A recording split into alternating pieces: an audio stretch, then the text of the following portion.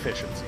It's all about efficiency. The more efficient that we get with things, the lower your power bill gets. Hines Energy Complex in Bartow, Florida, despite being almost invisible from the road, is capable of powering more than 2 million homes a year.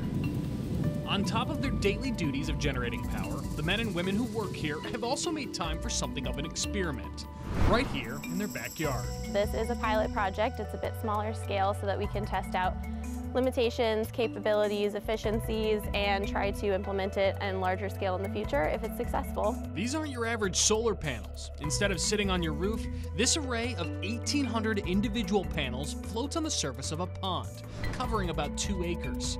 Shayna Fraley is the project manager. So this project, it is 1 megawatt, and kind of just to conceptualize the energy use, it'll be about 100 houses that it can service annually. The pond itself serves its own purpose for the Hines Energy Complex. Like many power plants, this one generates a lot of excess heat, and it needs somewhere for that heat to go. For us, we use a 1,200-acre cooling pond that's man-made that acts as a radiator for the plant.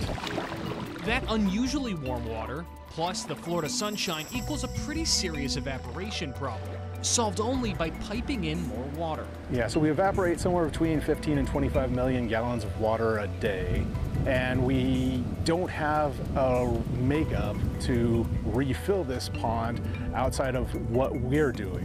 And while these panels are still just a pilot project, the idea is that they could stop the sun from evaporating the water in this cooling lake, while also generating energy, fixing 2 problems for the price of 1. You know, in theory, we could even add on here in the future if everything kind of lined up, but just a great use of the land, especially if it's water that's not being used recreationally or for other purposes. The idea is that if scaled up, or even used elsewhere, it could be used on retention ponds or other unused bodies of water across Florida, allowing for clean local power generation.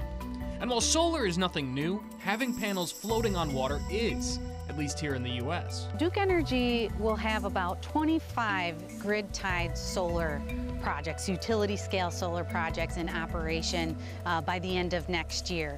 So solar is nothing new to us. We've been investing in this technology since the 1980s. But aside from clean power generation, there's another angle that could specifically help places like Southwest Florida too: harmful algae bloom prevention. That's something that we're going to be kind of looking into and researching as we go. So it'll be, you know, if there are any environmental impacts, and specifically with the algae, if we can kind of decrease any algae blooms by having less sun shining down, as well as, you know, the evaporation losses and everything. It's an idea that could steal the sunlight used by blue-green algae while also producing clean energy, something that Duke Energy and others will be keeping a close eye on as they continue developing the technology. You know, only have one planet, so sustainability and thinking of those innovative ways to continue providing clean energy is, of course, very important to us. Reporting in Bartow, Alex Howard, ABC 7.